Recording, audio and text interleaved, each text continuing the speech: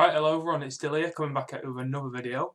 I haven't uploaded since Saturday or Friday, I think, so it's been a couple of days since I've uploaded, so hopefully all of you have seen my last video.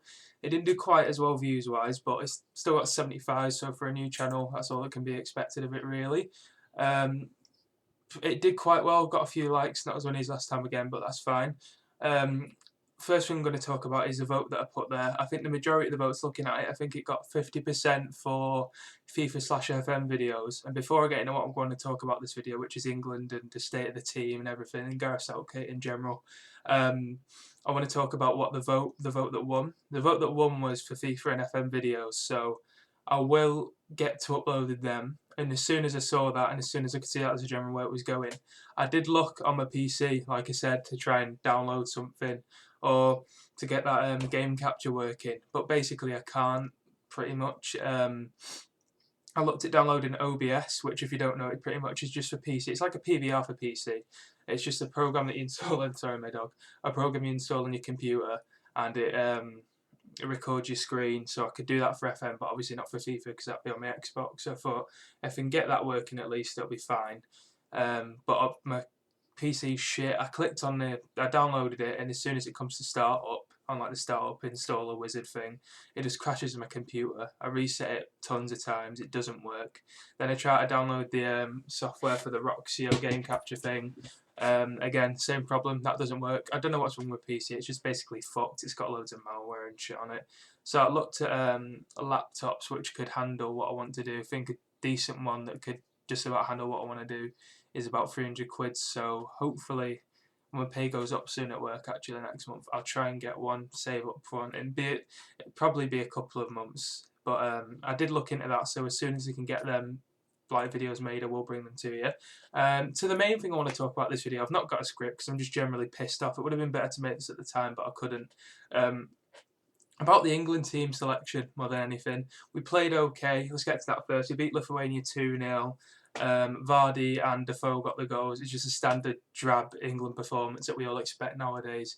They performed okay, not very well, didn't create many chances, pretty boring, pretty shit, but the other team was so bad that they couldn't really threaten us and so defensive that we just could. It is impossible not to win, pretty much, with the quality of players we have compared to them. So we've got a standard 2-0 win. Whoopee, we'll qualify for the World Cup and go out of the groups.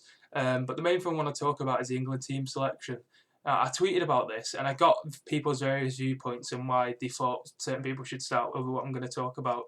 The main thing I was pissed off at is Rashford not starting. He did come on after about an hour, I think, and did actually he got he was on the pitch for half an hour and created 7 more chances than any other player on the pitch. He was on the pitch for half a fucking hour. That's why he should start before I get to anything. That's a good reason why he should be starting. He completed 7 dribbles, which is more than anyone else on the pitch. When he got Sterling and Ali, players that are good at dribbling and should be. It just shows what he brings to the team, I think. And the thing I was pissed off with is that Jermaine Defoe started. He did get a goal, fair enough, but Rashford would have scored that. And what I didn't get is people saying he's in form. He hasn't scored for 5 games. His team haven't won for 5 or 6 weeks. The bottom of the league, they're doing shit. Fair enough, he's got 13, 14 league goals this season. That's not on form. If you haven't played well for 2 months, is it? It's not on form. He's been decent this season, whereas Rashford's got like 4 goals in the league. But he's playing out wide. Defoe's playing up front for the shittest team in the league. He's obviously going to score goals. Rashford would score more goals for Sunderland. What I was annoyed about is Defoe's clearly not going to the World Cup. He'll be 36. He'll have Kane, Rashford. He'll probably still have Rooney ahead of him, Vardy ahead of him in the pecking order when they're all fit. He's very unlikely that he's going to go to the World Cup. So why the fuck is he playing? It makes no sense. Fair enough, put him in the squad because, well, my dog's getting in the way. I'm going to carry on ranting because she's scared. Sorry, Molly. It's fair enough that he's in the squad. He's in the squad because there's no one else in the squad. But why start him? There's so many other players we could start instead of Defoe. Rashford would be better. Vardy did start in front of him in the game before. But Rashford, he's going to probably be the understudy, if not starting up front with Harry Kane, depending on what formation we play at the next World Cup. He's going to be at least our second choice striker. So why he's not playing now and getting minutes in his easy games where he can score goals and raise his confidence is beyond me. I don't get it. He's played, half and about 50 minutes in the past 2 games and probably been the best player on the pitch for both teams when he's been on. It makes no sense.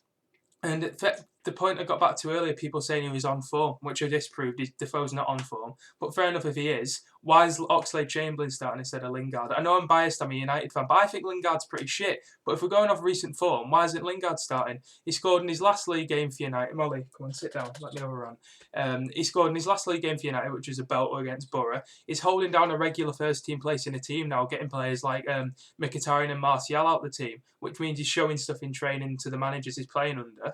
He scored in his last game. His team haven't been beaten in the league since November. United are probably the most informed team in the league right now, if not the second behind Chelsea, basically. But he's starting Oxlade-Chamberlain, who hasn't scored in over 2 months. I went back that far and got fucking bored because I couldn't find when he last scored or done anything of fucking note. His team have won 1 in the last 5, which is against Lincoln. And the game they won before that was against Sutton, that was 2 weeks before. They've won 2 games in the last like 6 or 7, and they've both been against non-league teams. But he's starting instead of Lingard. It just blows my mind, and this is why we go back to the same thing with England. With Hodgson, people moan because he wasn't really picking players on form, he was just picking them on reputation like Rooney. That's exactly what he's done. He started Defoe instead of Rashford because he's 35. I don't know why he started him. I'm trying to think of a reason. Maybe because he's got a slightly better reputation. He's a bit of a better finisher, which is fair enough. But it's the same with Oxlade-Chamberlain, starting him instead of Lingard, who's been the much better, superior player all season. I'm ashamed to say, one of United's better players. Probably our best winger behind Mkhitaryan.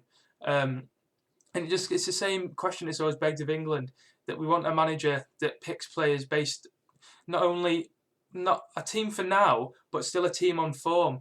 A team for now, fair enough, at the World Cup, play your best team, you don't have to play the youth. But in the easy games, this is an under-21s manager who you'd think would know how to bring you through and play the players that he's played before, which we all thought he'd do. But he's still not doing it. He's still going back to the old shit like Defoe that I haven't played for 6 years. There's a fucking reason, 4 years, 5 years. There's a fucking reason why he hasn't played for that long, man. It just pisses me off.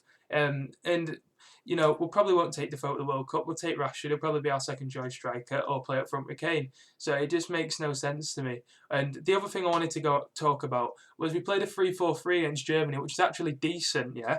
And I was actually quite excited, even though we weren't great, that we played with a system for once. So what do we do for the next game, which we should win? Let's go back to the old system and play 4-2-3-1 and play with no game plan. Just piss the ball about like we did with Hodgson. That's what pisses me off. There's no game plan with England. With teams like Germany, Spain, Brazil, Argentina, you can see clearly what they're trying to do and what formation they're using and what setup they're doing.